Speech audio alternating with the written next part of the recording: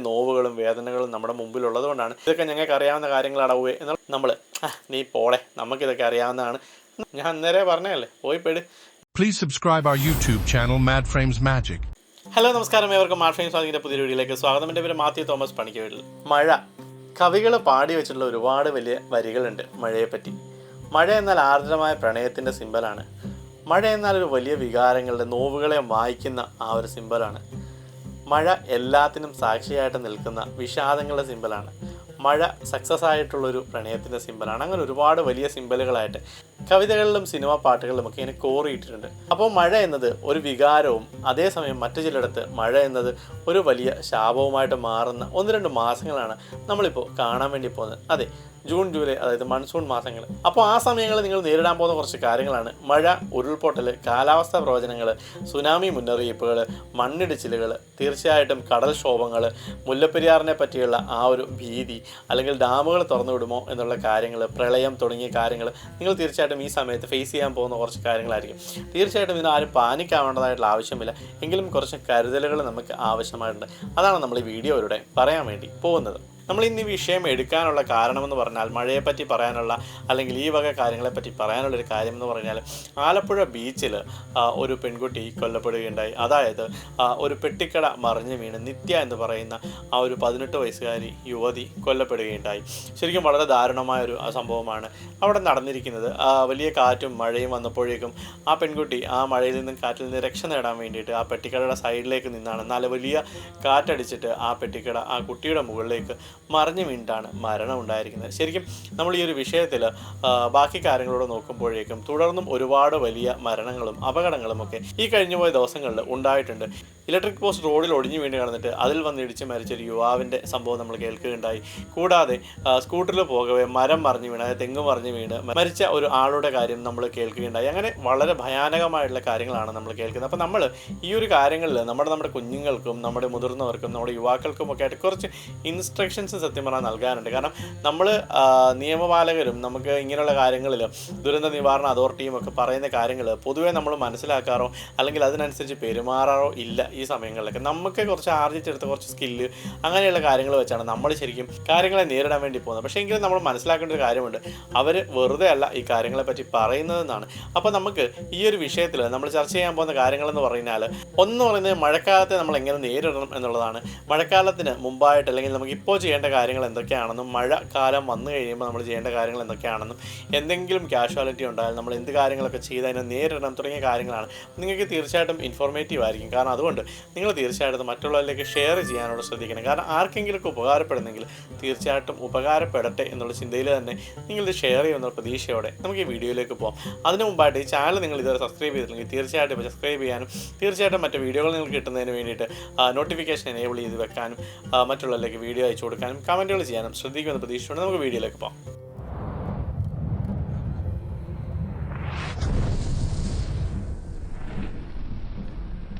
തീർച്ചയായിട്ടും June July മാസങ്ങൾ എന്നൊക്കെ പറയുന്നത് മഴയുടെ ഒരു മെമ്മറി, മഴയുടെ ഒരു ഫീല് തരുന്ന മാസങ്ങളാണ്.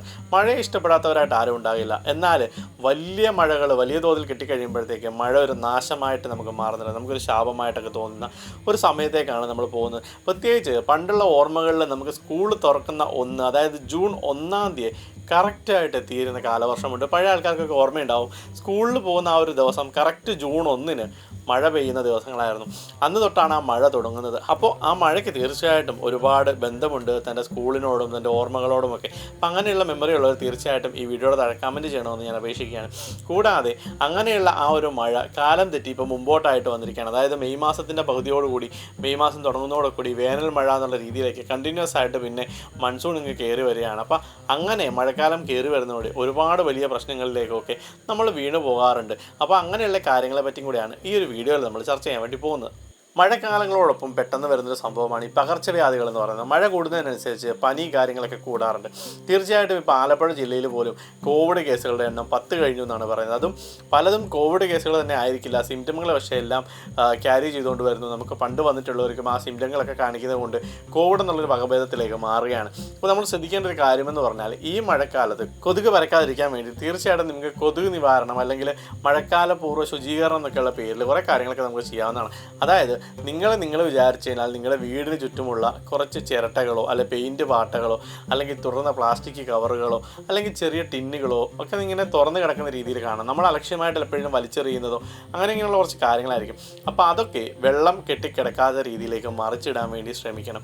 തീർച്ചയായിട്ടും അതൊരു വലിയ രീതിയിൽ നമ്മളെ സഹായിക്കും എന്നുള്ളത് തീർച്ചയാണ്. കൊതുകിൻ്റെ ആ ഒരു സ്പ്രെഡിങ്ങിൽ നിന്ന് നമുക്ക് അസുഖങ്ങൾ വരുന്നത് നമുക്ക് തീർച്ചയായിട്ടും നമ്മളതിനകത്തുനിന്ന് മാറ്റി നിർത്തുന്നു. പിന്നെ കൂടാതെ നമ്മൾ ശ്രദ്ധിക്കേണ്ട കാര്യങ്ങൾ എന്ന് പറയുന്നത് നമ്മുടെ വീട്ടിലേക്ക് ചാഞ്ഞ് നിൽക്കുന്ന അല്ലെങ്കിൽ വീട്ടിലേക്ക് വീഴാൻ സാധ്യതയുള്ള കാറ്റ് പിടിക്കാൻ സാധ്യതയുള്ള മരങ്ങളൊക്കെ നിങ്ങൾക്ക് ഈ സമയത്തേക്ക് വെട്ടി ഒതുക്കാനും കോതി ഒതുക്കാനൊക്കെ പറ്റുന്ന സമയങ്ങളാണ്. ചിലത് മരങ്ങൾ വെട്ടാറില്ല, അല്ലെങ്കിൽ മരങ്ങൾ ഇങ്ങനെ നിന്നോട്ടെ സ്വാഭാവിക രീതിയാണെന്നൊക്കെ ഉള്ള രീതിയിലൊക്കെ പറയാറുണ്ടെങ്കിൽ പോലും ആ സ്വാഭാവിക രീതിയിലേക്ക് അസ്വാഭാവികതയിലേക്ക് മാറാൻ വലിയ സമയം വേണ്ടി വരത്തില്ല. നിങ്ങളുടെ കഷ്ടപ്പാടുകൾ അധ്വാനങ്ങളൊക്കെ ആ ഒരു സമയത്തേക്ക് നഷ്ടമായി പോകുന്ന രീതിയിലേക്കാണ് ചിലപ്പോൾ ചില മരങ്ങളൊക്കെ കടപുഴകി വീഴുന്നത്. അപ്പോൾ അത് നിങ്ങൾ ശ്രദ്ധിക്കണം. അയലത്തുകാരൻ്റെ പറമ്പിലാണെങ്കിലും നിങ്ങൾക്ക് വെട്ടിക്കുവാൻ വേണ്ടിയിട്ട് പഞ്ചായത്തിനോടും കാര്യങ്ങളോടും ഒക്കെ നിങ്ങൾക്ക് അപേക്ഷകൾ കൊടുക്കുകയും ആ മരങ്ങൾ കോതിക്കാനൊക്കെയുള്ള കാര്യങ്ങളൊക്കെ ചെയ്യണം എന്നുള്ളതാണ് രണ്ടാമത്തെ കാര്യം.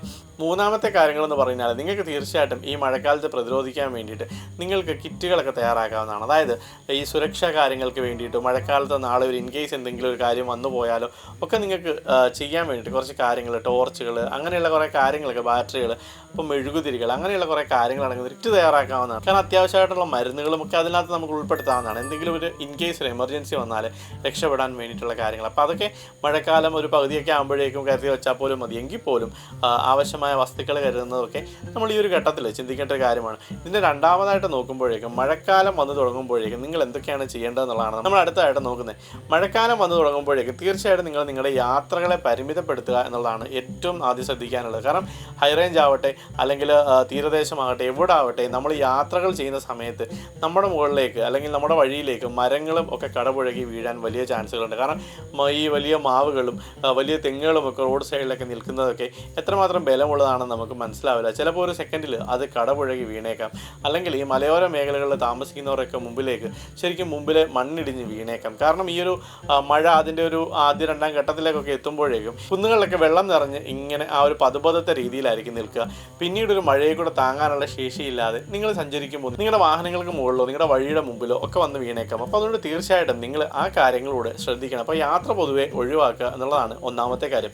നമുക്ക് രണ്ടാമത്തെ കാര്യങ്ങളായിട്ട് ശ്രദ്ധിക്കാനുള്ളത് ഈ ഒരു സമയത്ത് നമുക്ക് തീർച്ചയായിട്ടും കുറച്ച് കളികൾ അങ്ങനെയുള്ള കാര്യങ്ങളൊക്കെ കൂടും. വെള്ളത്തിൽ കളിക്കണം, അല്ലെങ്കിൽ വെള്ളം കാണാൻ പോകണം, അങ്ങനെയുള്ള കുറേ ടെൻഡൻസികളുണ്ട്. തീർച്ചയായിട്ടും നമുക്ക് ആ ഒരു സമയത്ത് ഇങ്ങനെയുള്ള കാര്യങ്ങളെ നിയന്ത്രിച്ചേ പറ്റുള്ളൂ.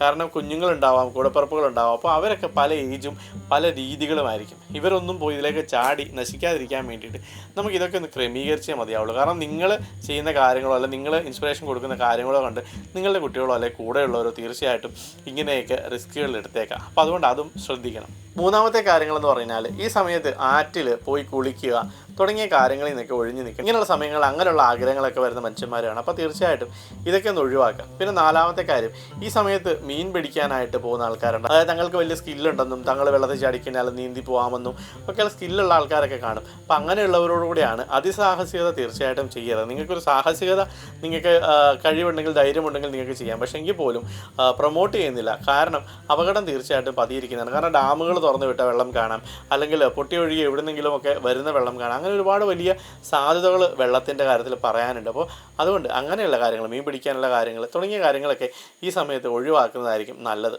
പിന്നെ അടുത്തതായിട്ട് ഈ വെള്ളക്കെട്ട് കാണുമ്പോഴേക്കും തങ്ങളുടെ വാഹനം അതിലൂടെ ഓടിച്ച് അപ്പുറം കടത്തണം എന്നൊക്കെ കിടക്കുന്ന കുറച്ച് ആൾക്കാരുണ്ട്. അത് ഒരു ആവശ്യഘട്ടത്തിനായിട്ട് പോകുന്നവരാണെങ്കിൽ ഓക്കെ. ഇത് ചില ആൾക്കാർക്ക് ചില കൗതുകങ്ങളെന്നുള്ള രീതിയിലൊക്കെ ചെയ്യുന്ന ആൾക്കാരുണ്ട്. അങ്ങനെയുള്ളവർ ചെയ്യുന്നത് ശരിക്കും പറഞ്ഞാൽ ആ വാഹനത്തിന് കേടുപാടുകൾ ഉണ്ടാവാനും നിങ്ങൾ ഉണ്ടാക്കുന്ന ആ ഒരു ഓളം അടിച്ചിട്ട് അവിടെയൊക്കെയുള്ള വീടുകൾക്കൊക്കെ കേടുപാടുണ്ടാക്കാനും ഒക്കെ കാരണമായി തീരും എന്നുള്ളതാണ് ഒരു കാര്യം. അപ്പം വെള്ളം പോകുന്ന സമയങ്ങളിൽ ഇങ്ങനെയുള്ള സാഹസികങ്ങൾക്കൊന്നും ദയവ് ചെയ്തിട്ട് പോകാതെ ഇരിക്കുക. വെള്ളപ്പൊക്കം, മഴക്കാലം എന്നൊക്കെ പറയുന്ന സമയങ്ങളെന്ന് പറഞ്ഞാൽ ഈ വിനോദസഞ്ചാര മേഖലകളിലൊക്കെ വളരെ ഡള്ളായിട്ടൊരു സമയമാണ്. കാരണം ഈ കടൽക്ഷോഭങ്ങൾ, വെള്ളത്തിൻ്റെതായിട്ടുള്ള ഫ്ലക്ച്വേഷനൊക്കെ ഉണ്ടാക്കുന്ന സമയത്ത് ശരിക്കും പറഞ്ഞു കഴിഞ്ഞാൽ ടൂറിസത്തിനൊരു വലിയ അടിയാണ്. സീസൺ അല്ലാത്തൊരു സമയമാണ്. അപ്പോൾ പല അപകടങ്ങളും ഉണ്ടായേക്കാം. അപ്പോൾ അതുകൊണ്ട് ദയവ് ചെയ്തിട്ട് ഈ ഒരു സമയത്ത് ടൂറിസത്തിൻ്റെ കാര്യത്തിലൊക്കെ അല്ലെങ്കിൽ ടൂർ പോകാനോ അല്ലെന്നുണ്ടെങ്കിൽ ഇങ്ങനെയുള്ള സ്ഥലങ്ങളിൽ കടൽക്ഷോഭങ്ങളുള്ള സ്ഥലത്തിലൊക്കെ പോയി നിൽക്കാനും അങ്ങനെയുള്ള പണി വാങ്ങിച്ചു കൂട്ടാതിരിക്കാനും ദയവ് ചെയ്ത് ശ്രദ്ധിക്കാൻ വേണ്ടി ശ്രമിക്കുക. അടുത്തൊരു സംഭവമാണ് ഈ വെള്ളത്തിലൂടെ പോസ്റ്റുകളൊക്കെ ഒടിഞ്ഞു വീണിട്ട് കറണ്ട് പാസ് ചെയ്ത് വന്നിട്ട് മരണങ്ങൾ ഉണ്ടാവുക എന്ന് പറയുന്നത്.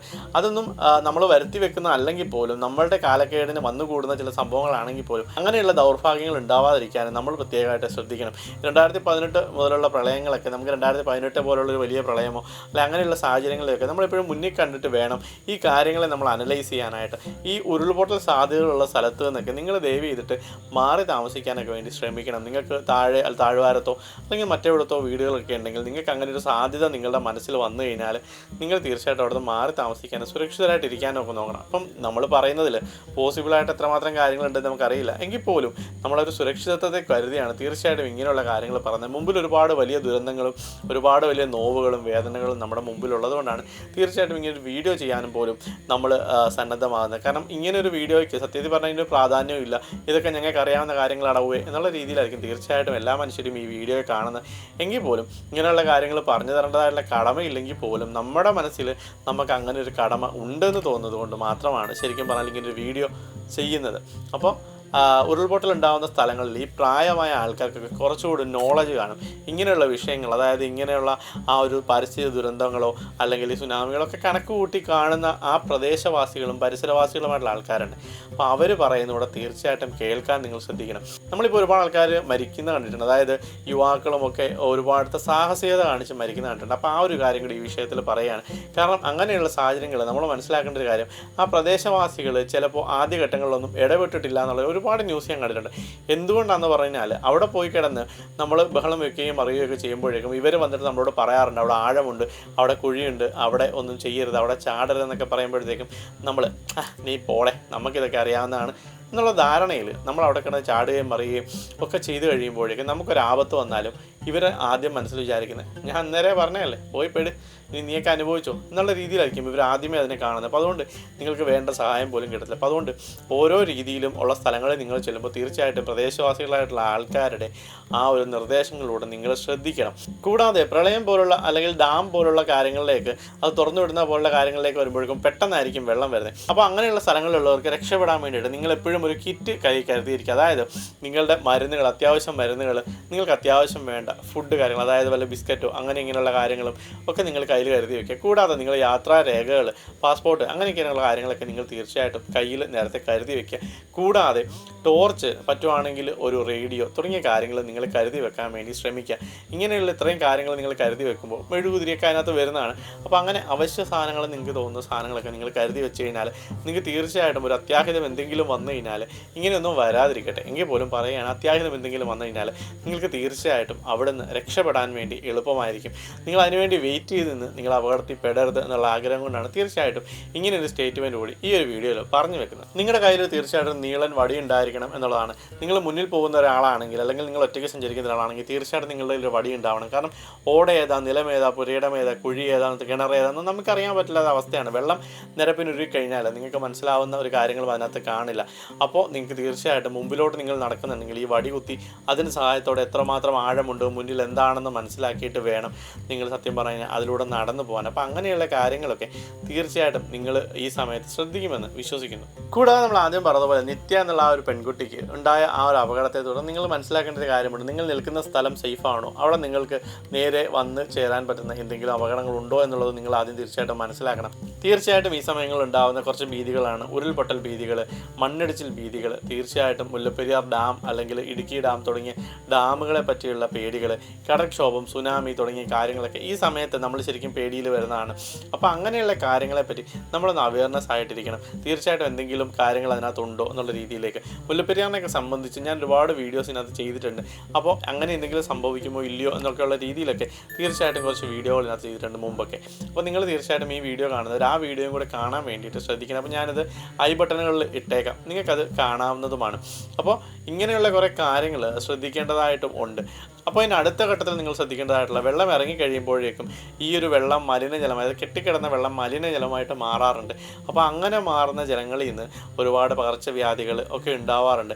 അന്നേരം പല രീതിയിലുള്ള കാര്യങ്ങളാണ് അതിനകത്ത്. അതായത് ഈ ടോയ്ലറ്റ് മാലിന്യങ്ങൾ, അല്ലെന്നുണ്ടെങ്കിൽ ഈ കോഴി അങ്ങനെയുള്ള വേസ്റ്റുകൾ, ഇറച്ചിക്കടയുടെ വേസ്റ്റുകൾ, മാലിന്യ കൂമ്പാരങ്ങൾ, അവിടെ നിന്നൊക്കെയുള്ള വെള്ളങ്ങളിൽ, കെട്ടിക്കിടക്കുന്ന വെള്ളങ്ങളിലേക്ക് അണുക്കൾ പകരുകയും അവിടെ നിന്നൊക്കെ നമുക്ക് രോഗങ്ങൾ വരാനുള്ള സാധ്യതകളൊക്കെ ഉണ്ട്. അപ്പോൾ നിങ്ങൾ തീർച്ചയായിട്ടും അവിടെ ബ്ലീച്ചിങ് പൗഡറുകൾ ഇട്ടും ഒക്കെ നിങ്ങൾ ക്ലീൻ ചെയ്യാനും ഒക്കെ വേണ്ടി ശ്രദ്ധിക്കണം. നമുക്ക് നമ്മുടെ നാടിനെ സംരക്ഷിക്കണമെങ്കിലും രക്ഷിക്കണമെങ്കിലും അത് നമ്മൾ വിചാരിച്ചാലേ നടക്കുള്ളൂ എന്നുള്ള രീതിയിലാണ് കാര്യങ്ങൾ പോയിക്കൊണ്ടിരിക്കുന്നത്. അപ്പോൾ നമുക്ക് തീർച്ചയായിട്ടും അതൊരു വലിയ പങ്കിട്ട് എന്നുള്ളതാണ് നമ്മൾ മനസ്സിലാക്കേണ്ടത്. അപ്പോൾ നമ്മൾ തീർച്ചയായിട്ടും അതിനോട് വേണ്ടി ശ്രദ്ധിക്കണം. കൂടാതെ ഇങ്ങനെയുള്ള സ്ഥലങ്ങളിൽ വഴുക്കലും ഒക്കെ ഉണ്ടാകുന്നൊരു സമയമാണിത്. അപ്പോൾ അതുകൊണ്ട് നിങ്ങൾ തീർച്ചയായിട്ടും തെന്നി വീഴാതിരിക്കാനും അങ്ങനെയുള്ള കാര്യങ്ങളിലൊക്കെ ശ്രദ്ധിക്കണം. അപ്പോൾ നമ്മൾ പ്രായമായവരൊക്കെ കരുതാനും അവർക്ക് വേണ്ടി സഹായങ്ങൾ ചെയ്യാനും ഒറ്റപ്പെട്ട വീടുകളിൽ ഒറ്റപ്പെട്ട് താമസിക്കുന്ന മനുഷ്യരെ നിങ്ങൾ വിളിച്ച് അന്വേഷിക്കാനും അവരുടെ കാര്യങ്ങളൊക്കെ തിരക്കാനും എന്തെങ്കിലും സഹായം വേണമെങ്കിൽ സേഫായിട്ട് നിങ്ങൾക്ക് അവിടെ കൊണ്ട് എത്തിക്കാൻ പറ്റുന്ന രീതിയിലുള്ള കാര്യങ്ങളുമൊക്കെ നിങ്ങൾ ആദ്യമേ പ്ലാൻ ചെയ്ത് വെക്കണം എന്നുള്ളതാണ് ഈ ഒരു മഴക്കാലത്തെ നമ്മൾ പ്രതിരോധിക്കാൻ വേണ്ടി ചെയ്യേണ്ട കാര്യങ്ങൾ. തീർച്ചയായിട്ടും ഈ ഒരു വീഡിയോയിൽ കുറേ കാര്യങ്ങൾ സ്കിപ്പായി പോയിട്ടുണ്ടാവാം. നിങ്ങൾക്ക് തോന്നുന്ന പോയിന്റുകൾ അങ്ങനെയുള്ള പോയിന്റുകൾ തീർച്ചയായിട്ടും നിങ്ങൾ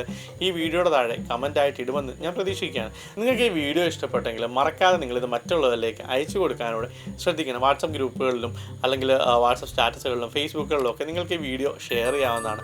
തീർച്ചയായിട്ടും നിങ്ങൾ ഈ ചാനൽ സബ്സ്ക്രൈബ് ചെയ്യാനും വീഡിയോയ്ക്ക് കമൻറ്റ് ചെയ്യാനും ശ്രദ്ധിക്കുമെന്ന് വിശ്വസിച്ചുകൊണ്ട് അടുത്തൊരു വീഡിയോയിൽ കാണുന്നവരെ നമസ്കാരം. എല്ലാവരും സുരക്ഷിതരായിരിക്കും.